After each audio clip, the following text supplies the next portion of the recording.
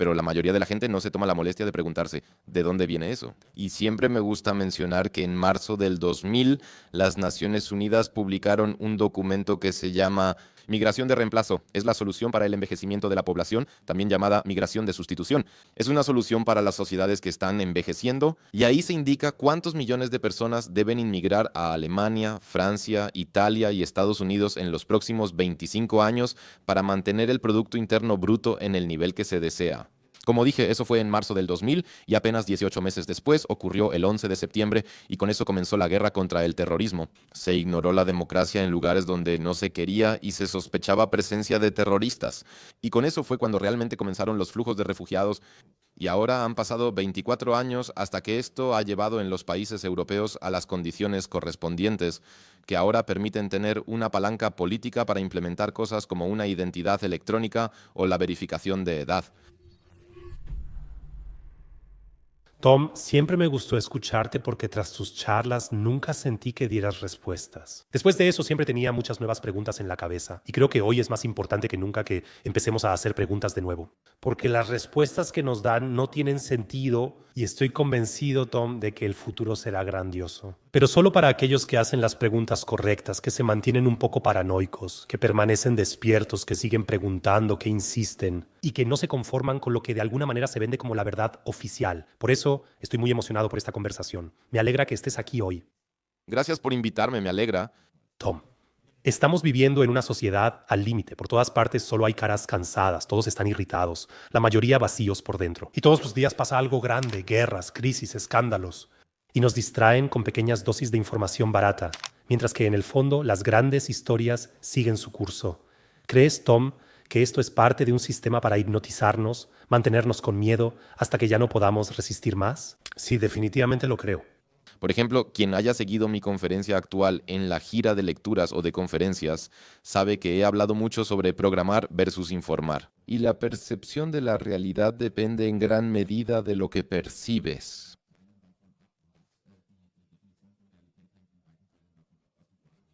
Y para la mayoría de las personas hoy en día, la percepción ocurre a través de pantallas. Pasamos gran parte de nuestra vida mirando pantallas. LEDs, computadoras, teléfonos inteligentes, tabletas y así sucesivamente. Y lo que nos venden ahí es justamente un show de Truman, como se llamaba mi libro anterior. Nada de lo que vemos ahí es real, es una realidad mediática curada. Y, por supuesto, en gran parte el objetivo de eso es que primero tengas miedo y te sientas apático de alguna manera, te sientas impotente y solo. Esa es la narrativa mediática dominante. Buscan que nos sintamos incapaces de actuar individualmente, priorizando solo al colectivo y la sociedad. Eso, por supuesto, está completamente equivocado. Y por otro lado, también hay que reconocer que no es el contenido de la información lo que es el problema principal, sino la cantidad de información. El centro cerebral del ser humano no está diseñado para procesar cada día un nuevo escándalo que se difunde por todos lados. Antes los escándalos que eran de alguna manera grandes permanecían durante semanas en los medios. Durante semanas eran tema de conversación y se discutían en las reuniones y en el trabajo. Y hoy, en principio, tienes un escándalo en la mañana y básicamente después de 12 horas en la noche ya necesitas otro porque en la línea de tiempo de Twitter y demás ya está completamente agotado. Y esa es una velocidad tan alta que puedes desplazarte sin fin, que no te sobrecargas por el contenido de la información, sino simplemente por la cantidad. Y eso, por supuesto, está bien documentado en la literatura o en declaraciones de los grandes de Big Tech, desde Sean Parker hasta Jack Dorsey, quienes admiten que ese era exactamente el objetivo de Big Tech y aún así lo hicieron. Detrás de Big Tech siempre están las agencias de inteligencia porque ninguna de estas empresas se encuentra en los principales medios. En los últimos 15 años puedes buscarlo donde sea. Existen suficientes artículos como cómo la CIA creó Silicon Valley, cómo la CIA creó Google y cómo la Agencia de Proyectos de Investigación Avanzados de Defensa creó el Gran Silicon Valley. Esos son artículos de Forbes y otros medios, así que en el trasfondo claramente están las agencias de inteligencia y el complejo militar industrial. Ellos usan las redes sociales, como mostró Google en una diapositiva filtrada, para programar a las personas igual que a los algoritmos. Se crea una mente colectiva y todos discuten, favorecen o combaten en realidad lo mismo, es decir, lo que perciben a través de las plataformas. Y eso tiene muy poco que ver con la realidad verdadera. Me parece muy buena tu explicación, Tom. Leí hace poco que lo que generaciones anteriores tenían que procesar en un año, las generaciones actuales a veces lo tienen que procesar cognitivamente en una semana. O sea, una sobrecarga total que acabas de describir de manera muy acertada. Si miramos a nuestro alrededor en Alemania, Tom, vemos caras de personas que se esfuerzan mucho y aún así, al final del mes, no les alcanza por ningún lado. ¿Tú qué crees? ¿Cuánto tiempo más aguantarán las personas aquí en Alemania? Buena pregunta. No soy fan de las predicciones, pero tengo la sensación de que, en especial, los alemanes son muy resistentes al sufrimiento y soportan valientemente lo que les hacen. Emigré hace más de 15 años porque temía que la Unión Europea se volviera un monstruo totalitario. Y ahora lo estamos viendo, que bajo etiquetas como Democracy Shield y otros nombres eufemísticos similares, se está implementando la censura y el totalitarismo. Y en realidad pensé que al menos temas como la identidad digital o cosas similares provocarían resistencia en la mayoría de la gente. Porque tampoco es un tema partidista, no es de izquierda o derecha, ni verdes contra Unión Demócrata Cristiana. Es un tema que afecta a todos. Se trata de un estado de vigilancia y de la identidad digital biométrica que al final sería obligatoria. Yuval Noah Harari explicó en una entrevista cómo funciona el sistema de crédito social en China y cómo se está implementando en Estados Unidos. Ya estamos, o sea, si tomas algo como la Shufa, hoy en día ya eres muy transparente. O Infoscore y otros portales permiten a empresas y gobiernos consultar mucha información sobre ti en segundo plano. Sin contar a Palantir y Clearview Inteligencia Artificial, vamos en una dirección oscura. Y yo habría supuesto que precisamente el tema de la identidad electrónica provocaría una ola de críticas en todo el espectro. No se quiere ni se va a permitir que el Estado y las corporaciones, es decir, el cooperativismo, te espíen completamente. Y al final, eso que hoy conocemos como dinero, con lo que nos pagan por nuestro tiempo de trabajo, eso en el futuro será reemplazado por créditos de carbono, de dióxido de carbono o créditos sociales. Y esos serán cada vez más importantes porque serás evaluado según tu huella de carbono y así sucesivamente. Así que la gente no pueda abstraer eso y que no empiecen de nuevo como en Occupy Wall Street a ser transversales en el espectro, en vez de mirar a la izquierda o a la derecha, mirar hacia arriba, es muy triste. En Alemania creo que es así. Y esa impresión también la tuve durante mi gira de conferencias en Austria, ¿no? En gran parte, que la gente, en buena medida, incluso aquellos que se han informado, en gran parte están atrapados en cierta apatía y agonía y sienten que la batalla ya está perdida y que los de arriba ya ganaron. Pero eso, por supuesto, es una tontería total, porque al final el poder nunca ha estado en otro lugar que no sea en la mayoría. Somos el 99.9% y tenemos el poder. Los otros intentan, por eso vemos tanta propaganda y narrativas a diario, los otros intentan mantener su poder y eso, por supuesto, por todos los medios y al final de un sistema, eso se vuelve cada vez más totalitario, porque naturalmente la mayoría en algún momento despierta y se da cuenta de lo que está pasando. Engaño, robo, corrupción y guerra. Y por otro lado, la gente realmente en gran parte, especialmente en Alemania o Austria, obviamente está en una postura defensiva, creen que ya está decidido y que no hay nada que hacer, lo cual es una actitud fatal. Con dos cosas, Tom. Siempre me pongo sospechoso. Cuando algo se te mete en la cabeza como un mantra, como por ejemplo ahora con la narrativa del coronavirus, o cuando sobre algo no se informa en absoluto, como ahora, por ejemplo, con la identidad electrónica o de alguna manera con el euro digital, que también se va a implementar muy, muy pronto. Ahora acabas de hablar de un futuro muy distópico. ¿Qué crees que serán los primeros pasos en esa dirección? Estamos hablando de 1 a 3 años, de 3 a 5 años. ¿Qué restricciones se van a ir ajustando poco a poco próximamente? Así que creo que la gente debe darse cuenta de que precisamente esta identidad electrónica es la base de todo lo que viene después. Ese es el elemento central de una distopía digital a la que entramos como sonámbulos si no vemos su potencial para la clase dominante, para los de arriba, el 0.01 o el 1% según cómo se defina. Porque de la identidad electrónica depende mucho después, para quien haya investigado un poco sobre temas como el grafo de Facebook, por ejemplo, ese es tu perfil más tus contactos, más los contactos de ellos y los contactos de ellos hasta el nivel 10. Eso es una gran cartografía de tu entorno social. Preferencias de empleadores, música, viajes y más. Ahí se crea un perfil enorme de ti. Y al final, con la identidad electrónica pasa algo similar. Cualquiera que tenga un smartphone con sistema operativo Android o iOS y tenga ahí una billetera ciudadana, al final será completamente cartografiado a través de esta identidad electrónica, incluyendo toda su red social. Además, varios comentarios muestran que se relacionarán aspectos con la identidad electrónica. Acabo de publicar un artículo sobre este tema en mi blog que pueden leer.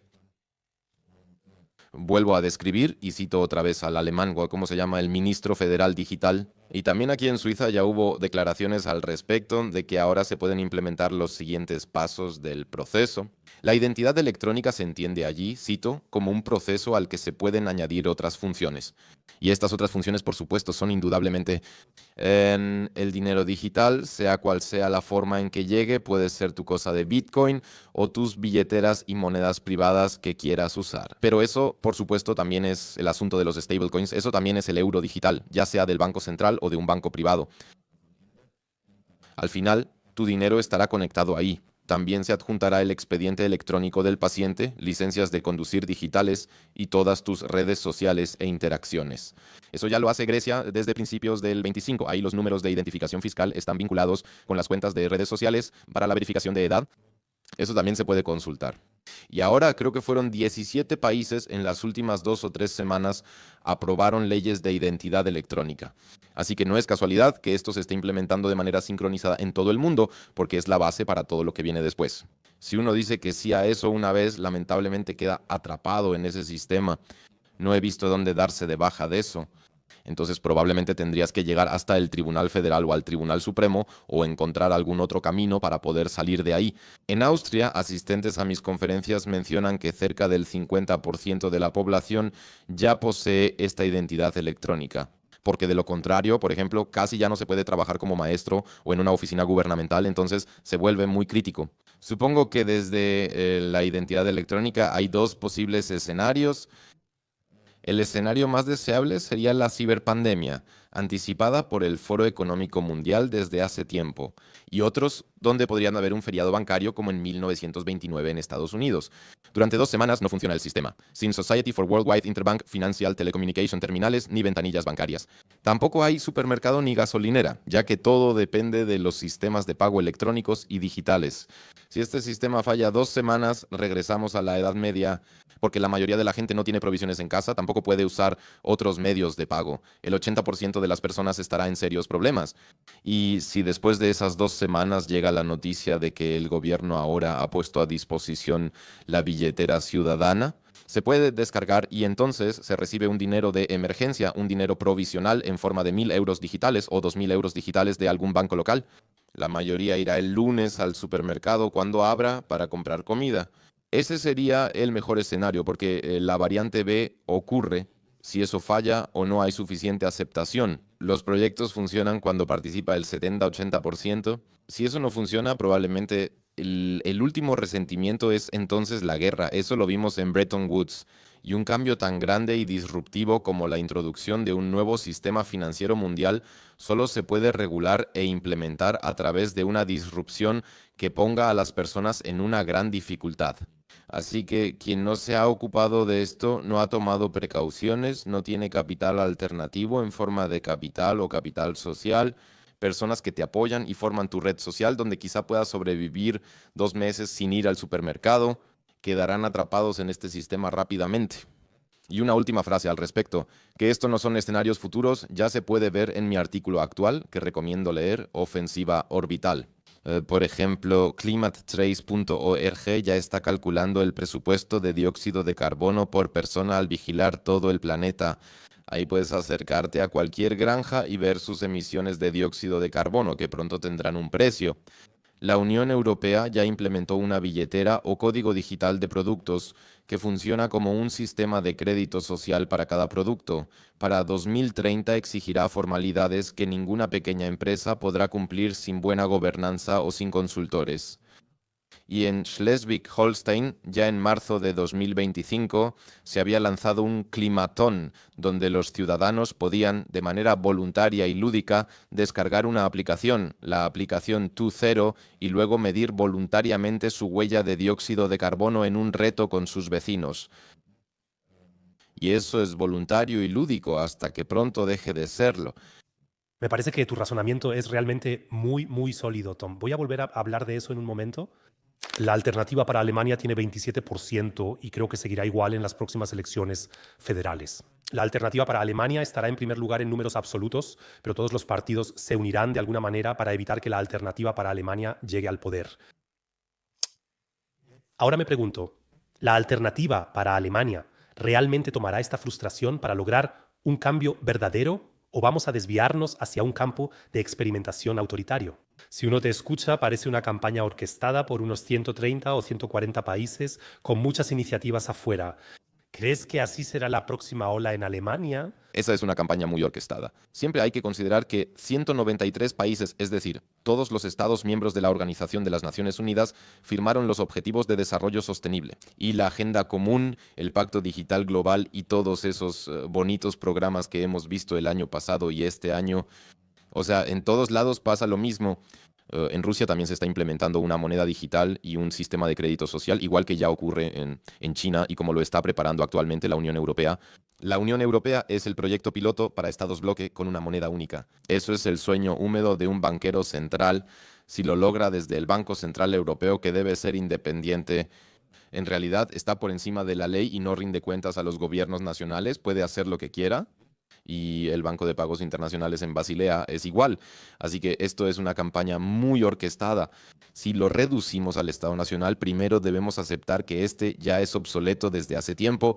Eso en realidad ya es solo un espectáculo para la población, donde algunas personas en la televisión nos muestran lo que debemos creer, para que así hablemos de izquierda y derecha o de cosas marginales como 5 euros menos o más de impuestos, o cuestiones de personas, sí, MERS contra quien sea, pero al final todo eso son fuegos artificiales, maniobras de distracción y eso desvía la atención de los temas reales. Y si ahora en el tema de la alternativa para Alemania eligen a cualquier otra persona, tampoco tendrá margen para oponerse a las estructuras supranacionales. Mientras un político no diga que quiere salir de la Organización de las Naciones Unidas, no de la Organización Mundial de la Salud, sino de la Organización de las Naciones Unidas, que con sus más de 72 suborganizaciones ya está implementando la gobernanza global en un marco que ya se puede llamar gobierno mundial. No es necesario, no se llama así. Pero este constructo ya es de facto tan poderoso que el Estado Nacional en realidad ya no tiene nada que decir y es obsoleto. Y si un político no habla de que quiere salir de la Organización de las Naciones Unidas y en segundo lugar que quiere introducir un dinero libre de deudas e intereses y liberarse de esta esclavitud de la deuda de los bancos centrales, entonces o no ha entendido el sistema en el que vivimos o se beneficia de él. Y nadie de la alternativa para Alemania ni de ningún otro partido ha dicho jamás nada en esa dirección. Sí, quiero salir de la Organización de las Naciones Unidas y quiero que introduzcamos un medio de pago como el Greenback en su momento en Estados Unidos, que sea emitido por el Estado, pero que no sea prestado por un banco central a cambio de intereses. Estas deudas estatales solo vean a Estados Unidos. ¿No están ahora en 33 billones de dólares? Estas deudas no están pensadas para ser pagadas. Están hechas para mantener al país en servidumbre de deuda frente a un cartel bancario que opera de manera transgeneracional y sabe muy bien lo que hace. Así que por eso tengo pocas esperanzas de que una alternativa para Alemania pueda cambiar algo. Porque si uno está en el campo de juego, hice esta analogía una vez o esta metáfora, no se puede ganar un juego si juegas en el campo del oponente con su árbitro y bajo sus reglas. Tienes que salir del campo y crear tu propio campo de juego, entonces puedes ganar. Pero no si te enfrentas en el campo del oponente con su árbitro y sus reglas, porque entonces solo puedes mover algo dentro de lo posible en ese campo de juego.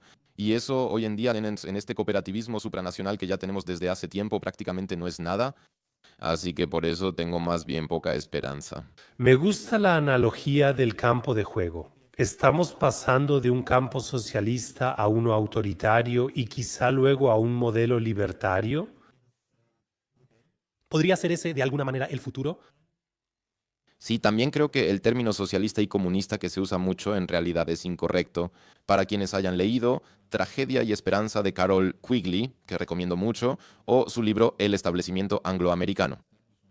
Entonces uno entiende muy rápido que ese no importa qué ismo sea, comunismo, fascismo, socialismo, a la clase dominante, es decir, a los cárteles bancarios y al 1 o 0.01 o 0.1%, les da absolutamente igual qué ismo esté en el poder, porque al final el objetivo siempre es mantener a la gente en este paradigma de que votar sirve de algo y que uno tiene que enfrentarse entre izquierda y derecha. Lo que realmente vemos es colectivismo. Al final se trata de colectivismo porque ahora también nos quieren vender la idea de que el colectivo, que la sociedad está por encima del individuo y eso siempre está mal.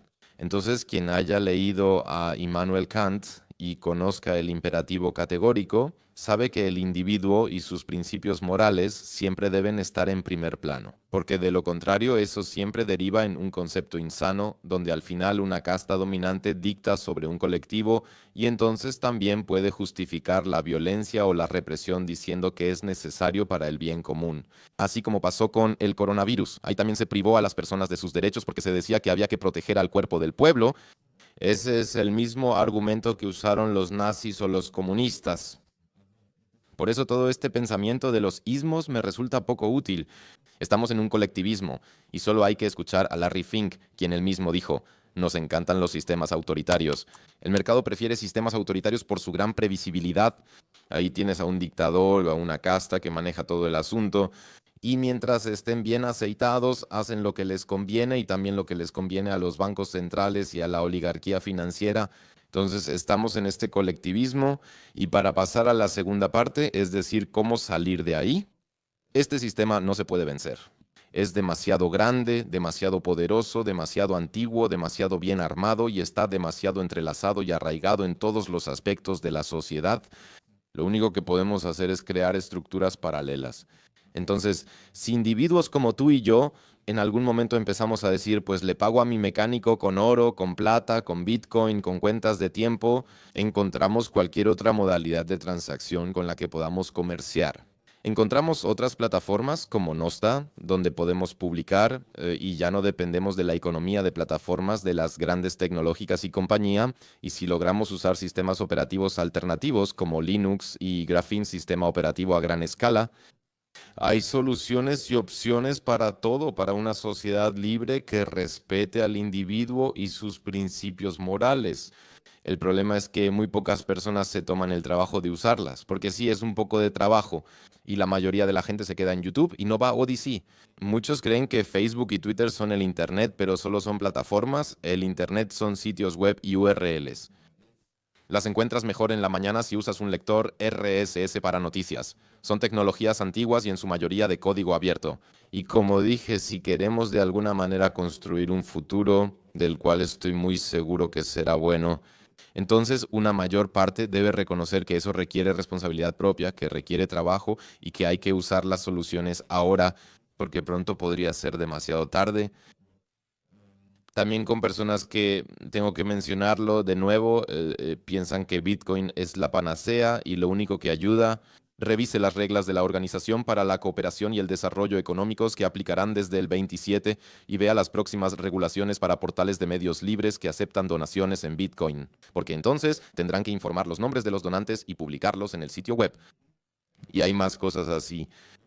Algunos bancos han restringido nuevamente las criptomonedas que se pueden comerciar, así que hay que ser creativo y construir sistemas alternativos y hacerlo ahora o usar los que ya existen para fortalecerlos, porque de otra manera no se puede salir de este sistema. Quienes ya cuenten con identidad electrónica y la usen desde hace años tendrán más dificultades para integrarse a una sociedad alternativa y próspera. Por ejemplo, Bill Gates acaba de decir que las personas que no tengan identidad electrónica serán excluidas de la sociedad. Está bien, prefiero estar excluido y vivir en la sociedad en la que he estado desde los 16 años. Es decir, con quienes hago comercio bilateral y organizo mis asuntos. No necesito un sistema que me diga cómo debo hacer las cosas y que me impida desarrollarme a mí mismo. Creemos. No confíes en políticos revolucionarios ni en los políticamente correctos. Confía en ti mismo. Esa es la verdadera rebeldía. Entonces ya no pueden seducirte ni manipularte. Eso lleva, en el mejor de los casos, a una libertad interior, a una libertad financiera, y entonces puedes tomar tu vida en tus propias manos. Pero a la gente allá afuera también le cuesta muchísimo asumir un poco de responsabilidad propia. ¿Cuáles serían 3 recomendaciones de acción muy concretas que les darías a estas personas para salir de ese estado de shock, simplemente apostar por uno mismo y dejar de seguir a cualquier líder allá afuera? Creo que lo más importante es que uno conozca sus principios morales y sus propios límites, porque normalmente son una buena barrera contra la influencia externa. Entonces, si sé que la identidad electrónica es mi línea roja, que nunca la aceptaré, nunca me registraré para eso, sin importar las consecuencias, entonces ese es un principio establecido para el individuo. Pueden presionarme desde afuera todo lo que quieran. Puede volverse incómodo, puede ser, tal vez ya no pueda usar ciertos servicios, también es posible, pero todo eso me da igual. He tomado una decisión y me mantengo firme en ella, es una decisión de principios. No voy a dejar que me metan en ese sistema para aceptar una identidad digital. Y entonces, como he hecho toda mi vida, también encontraré formas alternativas de conseguir comida directamente con el agricultor a cambio de algo más, o me organizaré de otra manera. Existen otras opciones de telecomunicaciones, si Internet me excluye, usaré alternativas. Hay opciones creativas. Para comunicación cercana se usa radio de banda ciudadana y para otras, reticulum, etc. Hay muchos proyectos, así que principios morales, debes saber lo que quieres y no quieres y mantenerte firme siempre. Eso es lo más importante. Eso es la barrera contra cualquier propaganda, contra la influencia externa y contra el empuje y la tiranía, siempre y cuando uno pueda afrontar las consecuencias con valentía, y eso es algo en lo que uno debe trabajar. Segundo, estar preparado. Algunas personas piensan que cuando hablo de estos temas y los desgloso en detalle y los explico, eso es periodismo pesimista. Porque soy totalmente pesimista y asusto a todos. La gente simplemente no entiende lo que pretendo con eso y no escucha bien. Para mí lo más importante es estar preparado, porque prefiero saber lo que viene, así puedo prepararme a tiempo. Como si de repente me sorprendiera y estoy parado, el supermercado cerrado o el dinero del banco desaparecido, etcétera. Quiero estar preparado para eso y tener alimentos, tener medios de pago alternativos, tener un círculo de amigos o un entorno social con el que pueda interactuar en cualquier momento y de cualquier forma, usando métodos de comunicación alternativos, etcétera.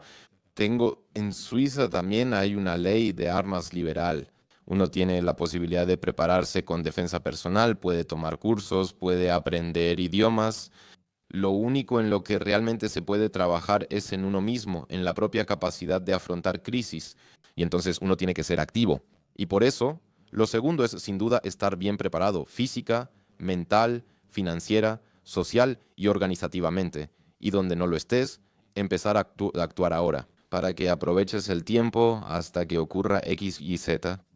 Y lo tercero es, no le creas a nadie, absolutamente a nadie. Eso también lo digo siempre cuando la gente comenta en mis textos. Sí, considero que el señor Regenauer es confiable. Por eso siempre digo, no me crean ni crean a nadie. Lea A, B y C y contraste información de varias fuentes. Y la única persona a la que debería creerle es a usted mismo. Su propia intuición, su propio entendimiento de la realidad, eso solo existe en la cabeza de cada quien. Así que cada quien tiene su propia cartografía moral o su propio código de valores morales o como quiera llamarlo y su propia situación personal. Uno solo debe confiar o creer en sí mismo, en su propio juicio, en su intuición. Y si en el primer momento tienes la sensación de que algo se siente mal, probablemente también esté mal. No importa si 10 personas quieren convencerte de que eso es genial. Si se siente mal, si no te parece bien, entonces lo dejas. Así que no le crea a nadie y confíe en su intuición. Haga lo que usted crea correcto y no lo que el resto del mundo quiera de usted. Solo se pidieron 3 temas. Ese era un cuarto. Quizá eso ayude. No se deberían consumir tantos medios. La mayoría de lo que sale ahí es, en un 99%, completamente irrelevante. Y si uno quiere tener paz interior y equilibrio mental, es mucho mejor apagar toda esa basura de pantallas a las 6 de la tarde y tomar un libro en la mano. O juega un juego de mesa con la familia, se reúne con amigos, sale, hace algo agradable en la noche, practica algún deporte o toma un curso de defensa personal, un curso de idiomas, lo que sea. Y leer un libro en el sofá es mucho más relajante y ayuda a mantener un equilibrio interior. Como mencioné, no necesitas saber todos los chismes. Si sucede algo grave, tu vecino te lo contará en la mañana. O alguien en el trabajo. Si el tren no pasa o el supermercado está cerrado, lo notarás. Las cosas importantes también las vas a notar, aunque no pases 4 horas al día en Twitter o hayas visto 12 podcasts, porque no tienes que hacerlo. Así que simplemente desconéctate más seguido y concéntrate en ti mismo, haciendo actividades propias y analógicas, porque eso también te hace sentir mucho más equilibrado mentalmente. Grandiosas ideas. ¿Cómo fue para ti, Tom? ¿Te fuiste temprano a Suiza para escapar de este circo? ¿Tuviste algún impulso en tu vida? No es común en las personas. La mayoría de las personas están atrapadas en el sistema hasta los 30, 40, 50 o incluso hasta los 50, 60 años. Les gustaría salir, pero no se atreven a seguir ese impulso. ¿Por qué lo llevaste a cabo tan temprano en tu vida? Creo que eso se debe en gran parte a la educación que recibí, porque mi mamá siempre trató de enseñarme que la responsabilidad propia es fundamental y que no debes dejar que nadie te diga qué hacer. O sea, no importa lo que diga el resto del mundo, uno solo hace lo que quiere. Siempre, para todos los temas, en cualquier ámbito. Y eso es exactamente lo que he hecho toda mi vida. Por eso, en toda mi vida nunca he votado, nunca he entregado una boleta electoral, porque desde los 15 entendí que esto es como el show de Truman. Las elecciones no cambian nada, solo tú puedes cambiar tu entorno. Y además tuve la suerte de que desde niño empecé a hacer música y a tocar instrumentos. En algún momento, a mediados de los 90, cuando surgió la cultura hip hop, me entusiasmó porque al principio era anti-establishment, o sea, realmente era una subcultura crítica con la autoridad. Por otro lado, no importaba de qué color de piel eras, cuánto dinero tenías o de dónde venías. Lo único importante era que supieras hacer algo para ganarte el respeto o para ser parte de esta comunidad. Y en tercer lugar, y quizá lo más importante, tiene actitud de hazlo tú mismo. Si no había productores, uno mismo producía. Si no había estudio, uno mismo lo construía. Si no había conciertos o eventos, uno los organizaba. Así que simplemente hacías tú mismo lo que querías. Al principio no sabes cómo hacer un estudio de grabación, pero lo aprendes haciéndolo y eso es exactamente lo que he hecho toda mi vida, en todos los aspectos. Y luego, a los 18 años, fundé mi propia compañía discográfica para lanzar nuestros discos. Y después, por supuesto, también trabajé porque con la música se gana más bien poco dinero. Y luego tuve la suerte de tener acceso a la literatura relativamente temprano. De adolescente, por ejemplo, leí cosas como El complejo Baader-Meinhof o algo así, y El péndulo de Foucault de Humberto Eco. Eso, por supuesto, hizo que leyera más y me informara más. Y que uno reconozca relativamente temprano qué es el sistema de bancos centrales y todo eso, lo que realmente significa Bretton Woods y quién es responsable. Por eso llevo haciendo esto 30 años.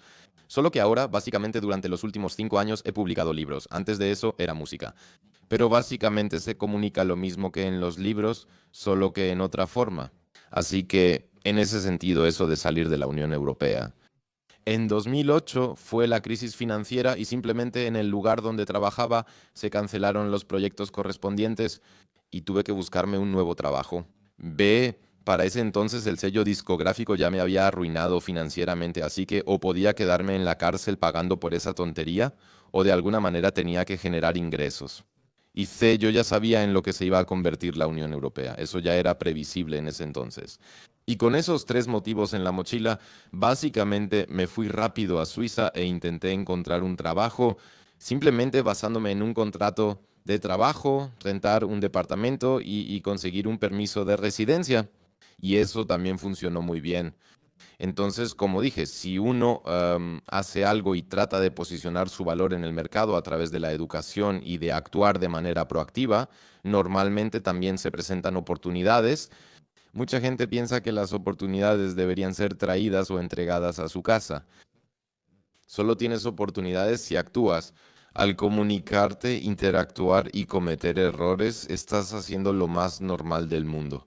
Los gringos tienen una cultura más saludable en ese aspecto. Simplemente lo intentas. No importa cuántas veces caigas, sino cuántas te levantas y comienzas de nuevo. Y en mi caso tampoco todo funcionó perfecto a la primera. Simplemente se necesita cierta disciplina y persistencia para seguir adelante, ser activo y construir el mundo en el que uno quiere vivir. Esa es a su vez la propia responsabilidad. Y creo que eso me lo inculcó muy bien mi mamá con su propia postura política. Muy fuerte, debo confesarlo en este momento. He estrellado esto contra la pared y vuelto a empezar muchas veces. Me he perdido en la vida, pero siempre seguí adelante. Justo como dijiste, al seguir adelante se abren nuevas puertas. Te fuiste a Suiza y mientras te ibas a Suiza, enfrentando tu miedo, tu inseguridad, surgieron muchísimas nuevas oportunidades que ni siquiera podrías haber planeado en tu cabeza de antemano, simplemente porque asumiste tu propia responsabilidad. Exacto. Además, creo que no está tan ligado al miedo, ya que usualmente no le temo a nada. Eso es muy saludable en la vida. Me divierte hacer cosas nuevas, conocer nuevos países, asumir nuevas tareas y aprender algo por mi cuenta, porque aprender es divertido. En ese entonces no tenía idea de cómo construir un estudio de grabación, pero me divertí mucho averiguándolo. Y luego, bueno, de repente explota una bocina en algún lugar porque conectaste mal el cable y ahora sé que es una caja de inyección directa o cosas así. Pero eso es divertido. Me da mucho gusto hacer cosas nuevas, salir de la rutina, viajar solo durante semanas por otros países. Y nunca he tenido miedo de eso. Tampoco sé por qué la gente le tiene miedo. Deberías verlo como un enriquecimiento cuando haces cosas nuevas y sobre todo el aprendizaje a lo largo de la vida es un gran enriquecimiento y un gran motivador. Mira a Roger Williamson. Él era una de esas personas que, de hecho, si veías entrevistas con él o sus videos de los viajes a Afganistán y así, era tan curioso como un niño de 10 años sin importar su edad. Él hacía preguntas con verdadero interés y era tan abierto y tan ansioso por aprender cosas nuevas, conocer gente, ver otros lugares, adquirir conocimiento. Si uno puede conservar eso, esa curiosidad y esa alegría por lo nuevo que tienen los niños, entonces también tendrá una vida muy plena. Sin embargo, la mayoría pierde eso al entrar al mundo laboral. Eso se va perdiendo. Luego entras en la rutina, pagas cuentas y la vida se va perdiendo mientras más la conoces. Pero claro, esa no es una actitud sana ante la vida, y eso lo dijiste justo al principio. La verdadera revolución es llevar una vida feliz. Y si ves a los niños, yo mismo tengo una hija de 3 años. Esa curiosidad que demuestran todos los días, esa apertura a hacer preguntas, creo que es el elixir absoluto de la vida allá afuera. Y luego creer que uno ya entendió la vida y que ahora tiene que operar así durante los próximos 30, 40, 50 años, ese es un modelo muy, muy antiguo. Y creo que si realmente quieres ir por la vida con cierta alegría de vivir, entonces la curiosidad, la apertura y hacer preguntas son definitivamente lo más importante de todo. Sí, el aprendizaje a lo largo de la vida, porque el cerebro es el único órgano que se desarrolla durante toda la vida y quien deja de aprender al final mata su cerebro. Así que cuando aprendes a tocar instrumentos, aprendes idiomas, haces deporte, viajas y recoges nuevas impresiones y experiencias. Eso permite que el cerebro crezca y se desarrolle siempre. Ese es el único órgano que puedes entrenar toda la vida y donde también tienes la oportunidad de revivirlo un poco si alguna vez estuvo dañado o, digamos, afectado. Por eso, Niños al Poder fue una bonita canción de alguien que lamentablemente no entendió lo que escribió. Obviamente, como se ha visto en los últimos años. Pero sí, muy cierto. Es esa curiosidad y esa sed de conocimiento, ese aprendizaje de por vida, es algo que al menos a mí me da una vida cotidiana muy feliz. Muy bonito. Hablemos un momento sobre los jóvenes. El Estado quiere intervenir y proteger a los jóvenes de las redes sociales. Eso suena muy noble al principio. Además, los niños consumen azúcar, comida procesada y dopamina en cada descanso. ¿Realmente se trata de proteger a los jóvenes aquí o el Estado tiene más bien miedo de perder el control de las narrativas en las plataformas sociales? Sí, creo que son varios aspectos.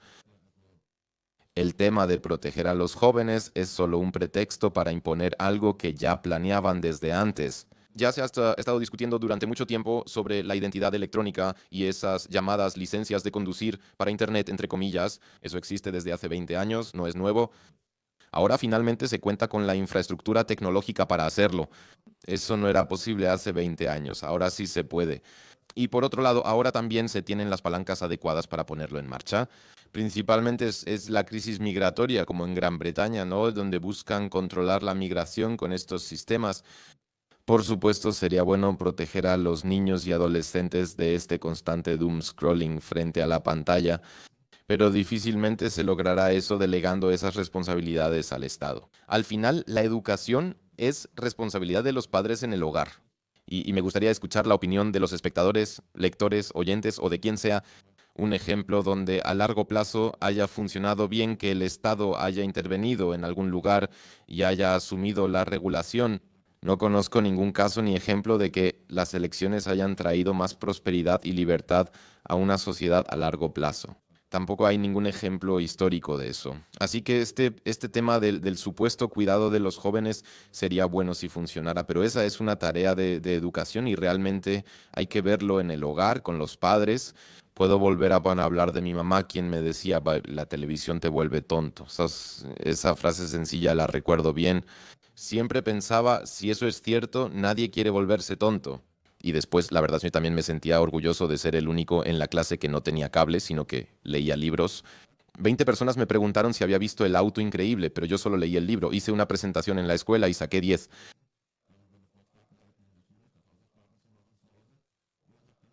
Así que, nada, por eso uno también debe poder estar orgulloso de sus peculiaridades y cosas así.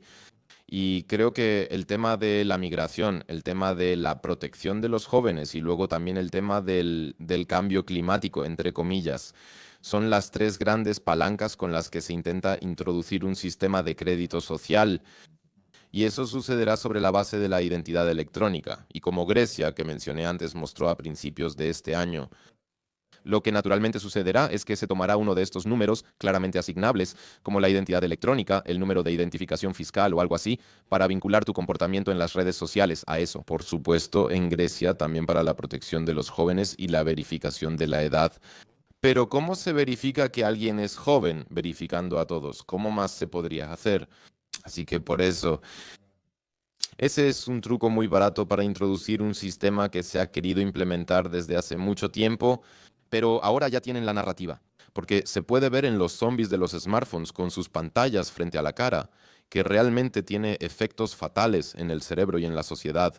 El teléfono inteligente lleva solo 15 años. La inteligencia artificial podría ser mucho peor en otros 15 años. Por otro lado, la crisis migratoria es una palanca perfecta, ya que naturalmente causa mucho miedo a la mayoría de la gente. Y con razón se abordan los problemas en el país, ya sea Francia, Reino Unido, Alemania, es un tema en todas partes. Y la mayoría de la gente no se toma la molestia de preguntarse, ¿de dónde viene esto?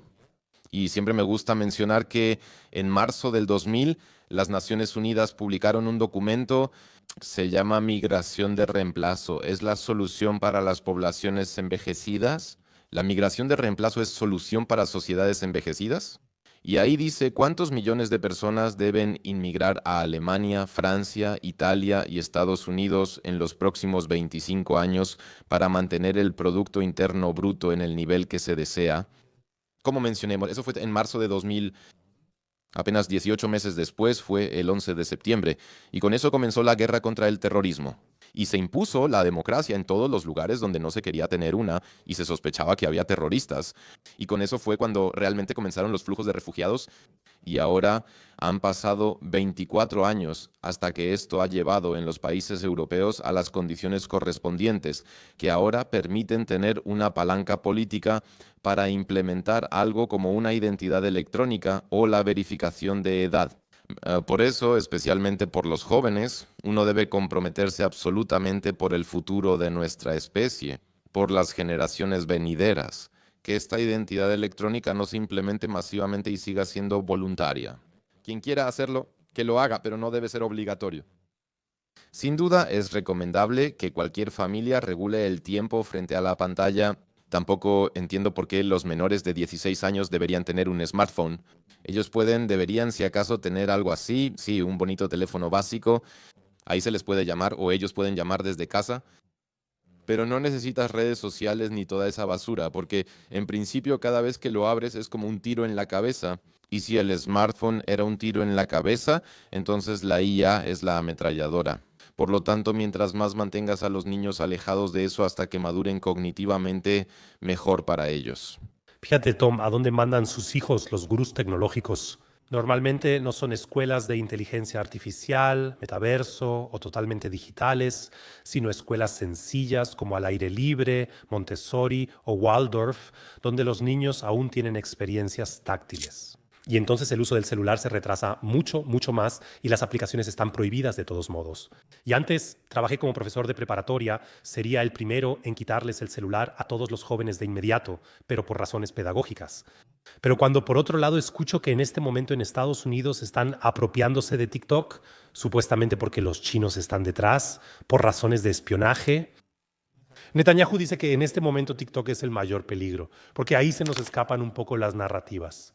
Entonces parece que aquí también hay una agenda más grande, que simplemente no quieren soltar el monopolio de opinión entre los jóvenes de 10 a 16 años. Eso es correcto. Toda esta burbuja de inteligencia artificial y ZEG, por supuesto, tiene... Creo que siempre olvido si fue Forbes o Fortune la que escribió, tras la elección de Trump, que la mafia de PayPal ahora gobierna Estados Unidos. Pero es muy cierto. Oracle actualmente se está convirtiendo en una de las empresas más poderosas del mundo. Primero que nada, Larry Ellison, el jefe y fundador, le acaba de ceder al hijo la mitad de la red de noticias, con Paramount y un conglomerado de medios de un tamaño nunca antes visto. Es una locura lo que está surgiendo ahí. Además, todas estas empresas se financian entre sí en el trasfondo. Así que eso que la gente piensa que es el mercado del futuro, en realidad es una red que se autoamplifica, una burbuja. Entonces Nvidia le da dinero a XAI, luego Oracle a Nvidia y OpenAI con Chat Generative Pre-trained Transformer compra capacidad de servidores en Amazon y ellos a su vez compran sus chips a Nvidia. Así que es como un ciclo, en realidad es como un esquema Ponzi lo que se ha formado ahí. Intercambian miles de millones entre ellos, así aumentan su valor en la bolsa, mejoran expectativas y atraen a inversionistas. Y por otro lado, siempre está esa discusión de que XAI es lo genial de Elon Musk, el contrapeso a la oligarquía tecnológica de Bill Gates o de Larry Ellison, lo cual por supuesto es una tontería porque a principios de año se fundó un consorcio de XAI, es decir, la empresa matriz de Musk, también para Twitter, de XAI de Musk con Microsoft, BlackRock y Nvidia para el desarrollo de la inteligencia artificial. ¿Y quién gestiona en la Casa Blanca el desarrollo de la inteligencia artificial? Eso es Palantir con Accenture Federal Services, por lo que Oracle ahora destaca ahí.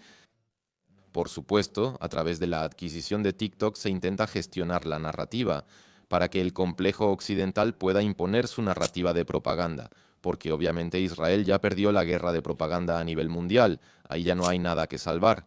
O sea, incluso en la Organización de las Naciones Unidas, la gente simplemente se va cuando Netanyahu llega otra vez con sus mapas tontos e intenta explicar por qué todo eso sigue siendo defensa propia.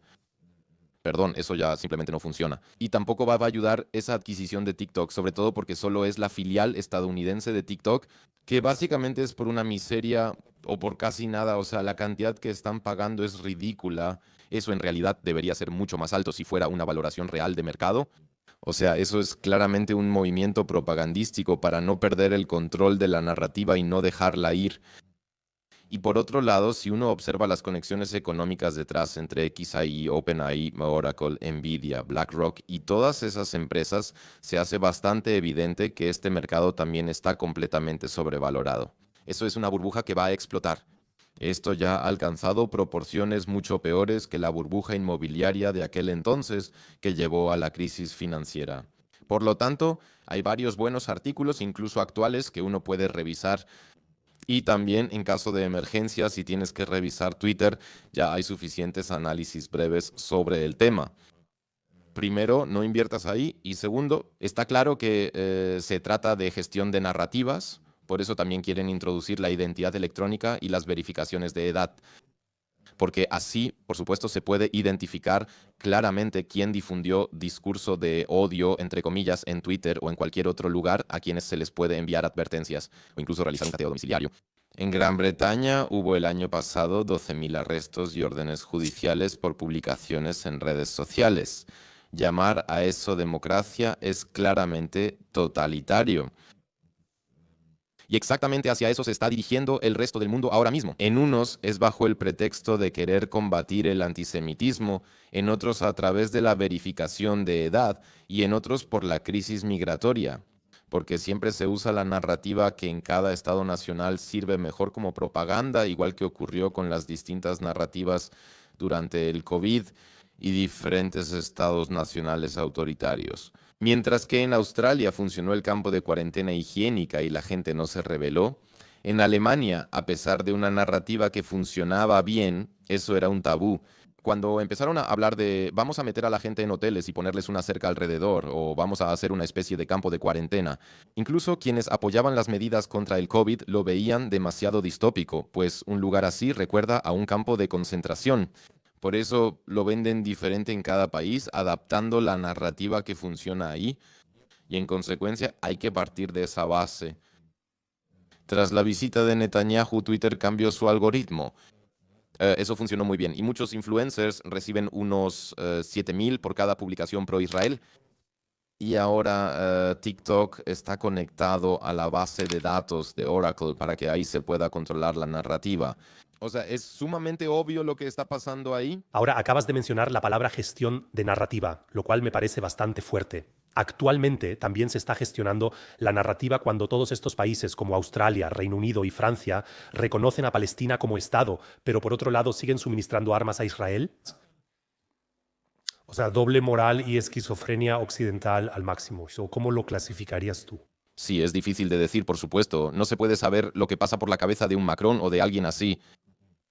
Y luego realmente estar seguro si eso es solo una fachada para cuidar la imagen que ahora quieren intentar, cuando hasta el último idiota debería darse cuenta de que esto es un genocidio.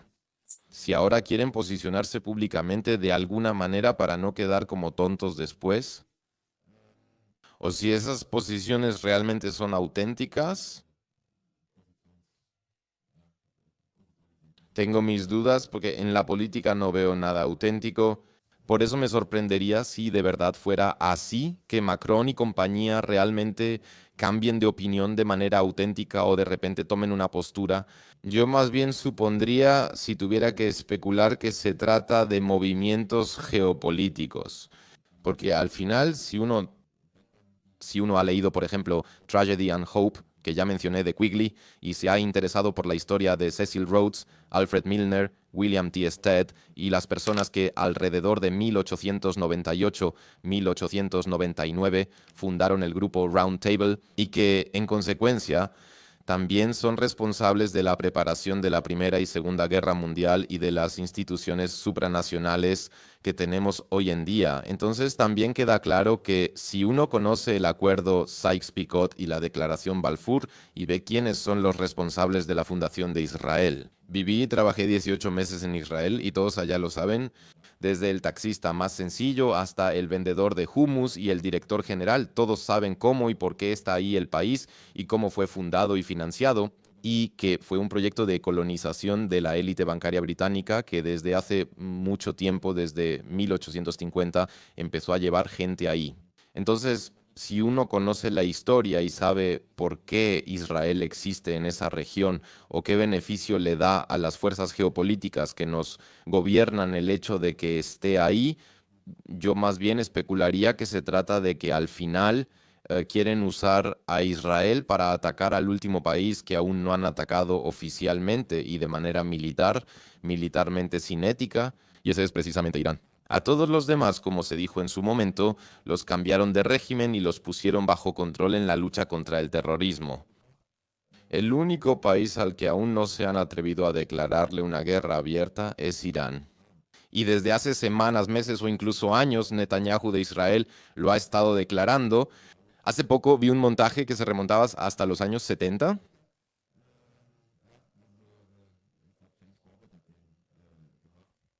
En algún lugar, si no me equivoco, se remontaba hasta los 70, donde desde entonces Netanyahu advierte que Irán es el principal problema y que atacará a Estados Unidos o a Israel. Y ahora, por supuesto, eso se revive de nuevo. Y creo que, o sea, si tuviera que especular, sería más bien que están alineando las posiciones para ver quién y cómo va a tratar con Irán. Y al final será Israel. Probablemente tendrán un ataque inicial, una operación de bandera falsa, lo que sea, o serán atacados de alguna manera. Los estadounidenses tendrán que intervenir, luego habrá una coalición de los dispuestos y veremos cómo se desarrolla todo. Pero me temo que en Medio Oriente todavía se avecina un gran incendio. Esto que ocurre ahora quizás sea solo el inicio, porque este proyecto del Gran Israel, del que le gusta hablar al gobierno radical de derecha de Likud Netanyahu, Es algo que realmente se toman en serio. Así que si quieren tener el gran Israel, probablemente no se pueda lograr sin una guerra mayor y una guerra contra Irán, que a su vez no se puede llevar a cabo sin que los estadounidenses estén involucrados. Entonces, ¿crees que la acción de Donald Trump en junio solo fue una tarjeta amarilla y que en los próximos años realmente se va a poner serio en Irán?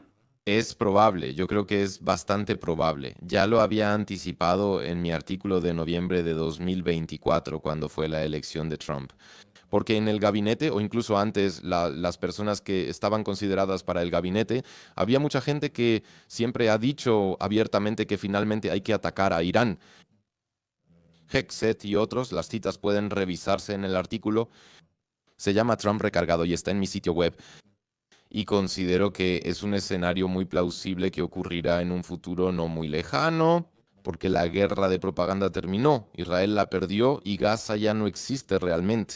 No sé qué más podrían hacer ahí, están destruyendo los pocos edificios que quedan, pero fuera de eso, creo que las nuevas cifras de la Agencia de la Organización de las Naciones Unidas para los Refugiados hablan de que entre el 60 y 70% de todas las estructuras en la franja de Gaza ya están destruidas. O sea, ya no queda mucho contra lo que se pueda hacer la guerra. Creo que en el gabinete Netanyahu es el más inofensivo. Si ves a estos ultranazis Ben-Gvir y Smotrich que determinan la política de seguridad de un país, que quieren impulsar el proyecto del Gran Israel, creo que en los próximos años realmente se nos vienen muchas cosas encima y la comunidad internacional definitivamente va a respaldar eso. Sí, lamentablemente. Eso será una culpa histórica que quedará registrada en los libros de historia, de cualquier manera, porque este es uno de los genocidios más abiertos, devastadores e increíbles ante los ojos del público que se haya visto jamás. Como dije, trabajé mucho tiempo ahí, en Tel Aviv, en Jerusalén, en Gaza, y tengo amigos en ambos lados. La verdad, no me importa qué religión tenga alguien. Al final, la gente ahí también solo quiere vivir en paz y prosperidad y no en una zona de guerra permanente o en una zona ocupada. Y la gente normal, como dije, ¿no? El vendedor de hummus, el taxista, el empleado del hotel, las personas que uno encuentra en el café, en la playa o en la calle, tampoco tienen ganas de esa clase de gobierno. Como en cualquier país del mundo, son 10-15% de locos radicales que ahí justamente... Y el sionismo no tiene nada que ver con la fe judía. La mayoría de los sionistas son ateos. Quien haya leído a Teodoro Herzl y los escritos de los primeros sionistas o a Ben Gurión sabe que eso no tiene nada que ver con la fe. A mí también me da completamente igual en qué crean las personas. Y a los israelíes y a la gente en la Franja de Gaza también les daba igual cuando estuve allí. Desafortunadamente todavía tengo en mi teléfono como 8 o 10 números de personas de Israel, todavía están ahí todos. De los 10 o 12 números que tenía de la Franja de Gaza, creo que solo uno sigue activo. Tom, podría hablar contigo horas. Fue una charla muy interesante. Para cerrar, hagámoslo breve. Un juego de esto o lo otro tienes que decidir aunque sea difícil. ¿A quién elegirías en una isla desierta? ¿Donald Trump o Karl Lauterbach? Trump, ¿A quién se subestima más? ¿A Donald Trump o a Vladimir Putin? Putin, ¿Dónde hay más verdad? ¿En Tagesschau o en Telegram? Telegram, ¿Qué moneda tiene futuro? ¿Bitcoin o el euro digital? entonces más bien Bitcoin. Futuro, control total o libertad nueva. Nueva libertad. Tom, es un placer absoluto hablar contigo. Gracias por la excelente conversación. Esta charla despertará conciencias. Te deseo lo mejor. Gracias por la invitación, también fue un placer. Con gusto lo repetiría. Muchas gracias.